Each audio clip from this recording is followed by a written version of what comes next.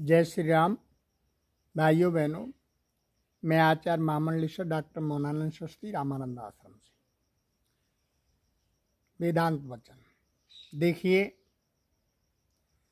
आइए हम सब मिलकर के इस सच्चे आत्मा को, सत्य आत्मा को अपने शरीर में खोजते हैं।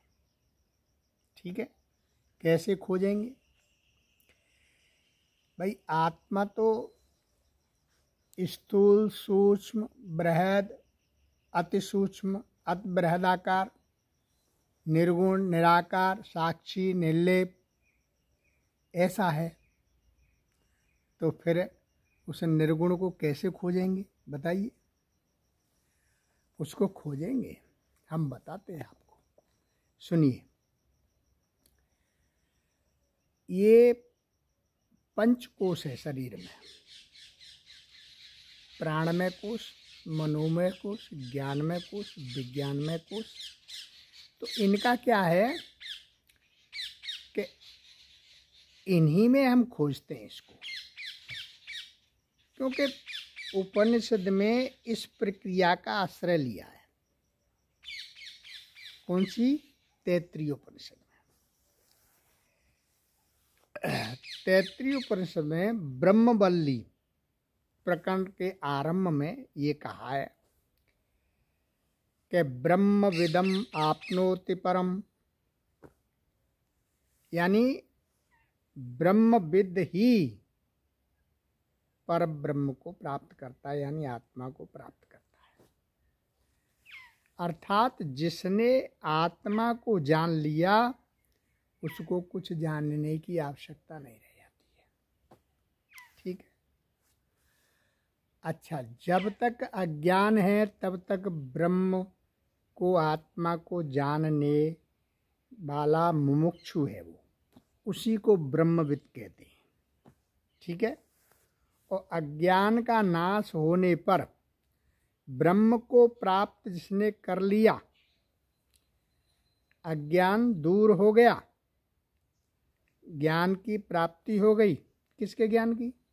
आत्मा के ज्ञान की, ब्रह्म के ज्ञान की। तो वो जो अन्य ब्रह्म को प्राप्त करने के लिए प्रयास कर रहा था, वो फिर नहीं करेगा, वो बंद हो जाएंगे।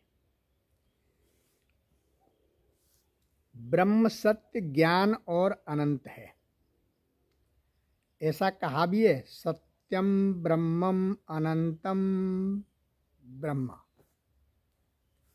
यानी सत्यम ज्ञानम अनंतम ब्रह्म, यानी वो परमात्मा सत्य है, ज्ञान के द्वारा जानने योग्य है, ज्ञान के द्वारा ही जाना जा सकता है। अब इसमें सबसे मुख्य बात यह है,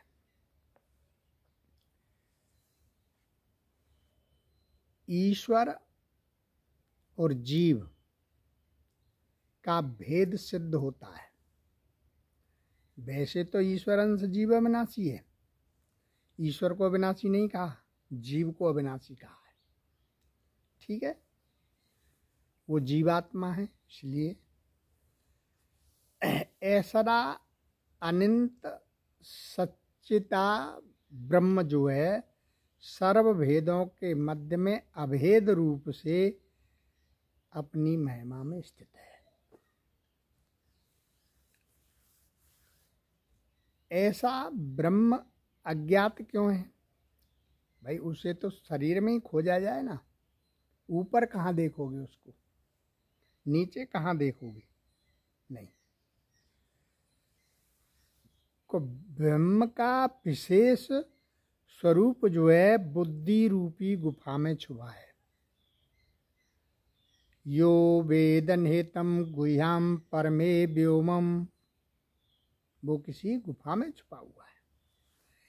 आत्मा के संबंध में जो अनेक वित्ती, प्रपत्ति और विप्रपत्ति कही गई हैं कि मैं देह में हूँ, मैं इंद्रिय में हूँ, मैं प्राण में हूँ, मैं मन में हूँ, मैं बुद्धि में हूँ, मैं अहंकार में, मैं जीव में, मैं शून्य हूँ, मैं ईश्वर में, इत्यादि, ये सब ब्रह्मकोश आत्मा को छुपने की गुफा है, उसके रहने के स्थान हैं।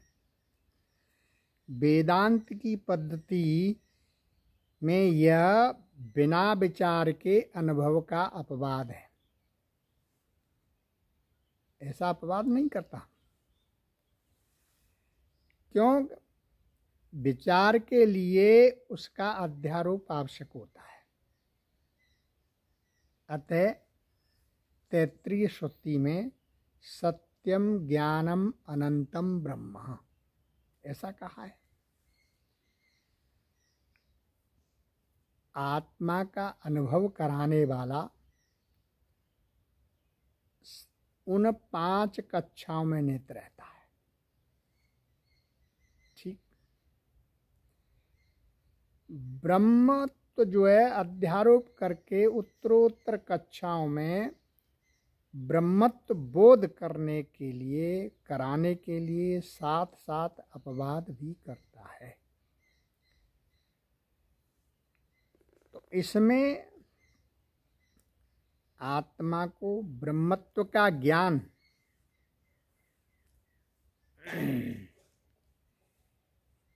कैसे होगा? जैसे रेशम का कीड़ा होता है, निर्देश सुना होगा, और वो कोष नामक उसमें छुपा रहता है। जिस प्रकार से तलवार उस म्यान के कोष में रहती है।